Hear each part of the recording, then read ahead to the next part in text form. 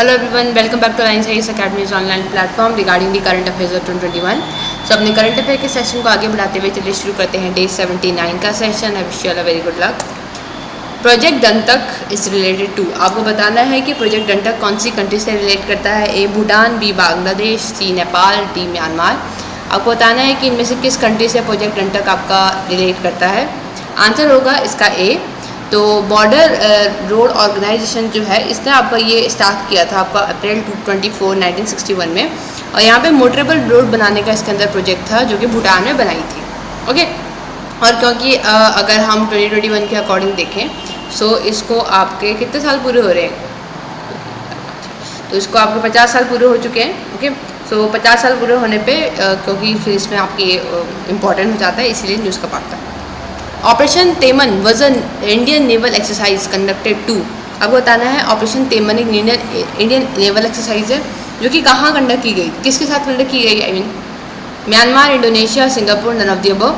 तो आपको बताना है कौन सी कंट्री के साथ मिलकर करी गई है ये। आंसर होगा इसका बी, इंडोनेशिया। सो बेसिकली आपका ये एक रेस्क्यू वेसल था, ओके, जो कि आपका इंडोनेशिया भेजा गया था। और तेमन का मतलब ये आपका फ्रेंड होता है जो कि इंडोनेशिया की एक लैंग्वेज है, उसमें इसका मतलब ये होता है। Which among of the following slash are correct. Adarsh Smarak scheme was launch in 2014 for providing improved visitors amenities specially for physically challenge. दूसरा है implemented by ministry of culture. आपको बताना है पहला ये कहता है आदर्श स्मारक स्कीम जो है 2014 में लॉन्च हुई थी, और यहाँ पे क्या प्रोवाइड करने के लिए विजिटर एमिनिटीज़ और स्पेशली जो फिजिकली चैलेंज्ड होते हैं उनके लिए। दूसरा ये मिनिस्ट्री ऑफ कल्चर की स्कीम है, क्या आपको बताना है ये सही है कि नहीं। A only, B only, both या नन। तो इसका जो आंसर होगा वो होगा आपका बोथ, जिससे आपके दोनों स्टेटमेंट सही है। तो 2014 में आपका लॉन्च हुआ था, बिल्कुल ठीक है। मिनिस्ट्री ऑफ कल्चर ने लॉन्च किया था, बिल्कुल ठीक है। ओके, इसके अंदर आपकी 100 मॉन्यूमेंट्स को आइडेंटिफाई किया जाएगा, बिल्कुल ठीक है। ऑब्जेक्टिव क्या है, to make the monument visitor friendly, to provide interpretation and audio video centre, to make monument accessible to differently abled people and to implement Swachh Bharat Abhiyan. तो ये इसके ऑब्जेक्टिव्स हैं। Masroor rock temple is in, आपको बताना है मशरूर रॉक टेम्पल जो है वो कौन से स्टेट में पड़ता है। हिमाचल प्रदेश, छत्तीसगढ़, उड़ीसा, दिल्ली।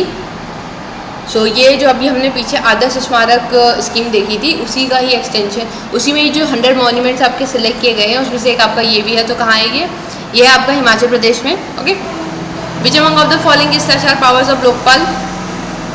कल के सेशन में हमने लोकपाल को डिस्कस किया था स्टार्ट से कि लोकपाल आपका जो कि आपका लोकपाल का आपका क्या होता है, टर्म किसने कॉइन किया था। तो वहाँ पे हमने देखा था कि LM सिंघवी ने आपका लोकपाल टर्म दिया था। ओके, अब हम आगे बढ़ते हैं। लोकपाल की पावर्स क्या क्या हो सकती हैं। Lokpal will have power to superintendence and direction over any investigation agency including CBI for cases referred to them by ombudsman.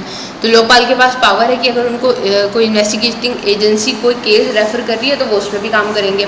दूसरा, वो समन भी कर सकते हैं, क्वेश्चन भी कर सकते हैं किसी पब्लिक सर्वेंट को if they are exit a prima facie. Prima facie मतलब पहली नज़र में, पहले दृश्य में, कि वहाँ पे आपका कुछ चार्जेस पता चल रहा है उनको, और तब only after the investigation agency has done there part. इससे पहले जो इन्वेस्टिगेशन एजेंसी है, मान लीजिए अगर कोई भी एजेंसी है, मान लीजिए CBC है, तो CBC ने जब अगर अपना यहाँ पे इन्वेस्टिगेशन कर दी उसके बाद यहाँ पे फिर लोकपाल करेगा।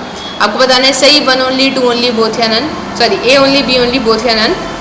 आंसर होगा इसका A ओनली, बीच में से पहला स्टेटमेंट सही है। तो पहला तो ठीक है, हमने डिस्कस कर लिया। दूसरा गलत इसलिए होता है क्योंकि लोकपाल कैन समन और question any public servant if there exit a prima facie case against the person even before the investigation agency has begun the probe. तो अगर इन्वेस्टिगेशन एजेंसी ने अपना काम स्टार्ट नहीं भी करा है उससे पहले भी लोकपाल क्या कर सकता है, उसको समन कर सकता है। तो यहाँ पे फिर इंपॉर्टेंट हो जाता है कि ज़रूरी नहीं है कि उनके पूरा होने के बाद ही करेगा, उससे पहले भी कर सकता है। ओके, और ये भी हो सकता है कि वो इन्वेस्टिगेटिंग एजेंसी लोकपाल को ही रेफर कर दे। shall not transfer without approval of Lokpal. Any officer of CBI investigation agency case referred to it by Lokpal should not be transferred without approval of Lokpal. Investigation must be completed with in 6 month, 6 month के अंदर investigation को complete करना है, ये याद रखिएगा। Okay, और लोकायुक्त और लोकपाल दोनों के लिए जो एक्सटेंशन बता रखा है ये 6 मंथ का बता रखा है कि जो आपका कितने अंदर आपको इन्वेस्टिगेशन ख़त्म करनी है अगर एक्सटेंशन होता है तो। और फिर राइटिंग में बताना पड़ेगा कि क्यों कर रहे हैं। स्पेशल कोर्ट्स भी कंडक्ट कर सकते हैं ये, referred by Lokpal, will be instituted to conduct a trial. Which among of the following is are correct about Stand Up India scheme? तो ये आपका 2020 में लॉन्च हुआ था, पहला स्टेटमेंट ये। दूसरा स्टेटमेंट ये कहता है it seeks to promote entrepreneurship at grass root level of economic empowerment and job creation. So ये आपका जो ग्रास रूट लेवल पे आपका एंटरप्रेन्योरशिप है उसको प्रमोट करने के लिए। दूसरा economic empowerment and job creation. Option है A only, B only, both या नन। तो आपको इसमें सही स्टेटमेंट बताना है, दोनों में से क्या होगा। आंसर होगा इसका बी ओनली, विच मीन्स आपका सिर्फ दूसरा स्टेटमेंट सही है। पहला गलत हो जाता है क्योंकि 2020 नहीं 2016 में लॉन्च हुआ था। दूसरा बिल्कुल ठीक है, प्लेन स्टेटमेंट था, ये तो बहुत ईजी था। तीसरा इसका सिडबी और नाबार्ड इसकी जो ऑफिस हैं वो डिज़ाइन हो रखे हैं यहाँ पे।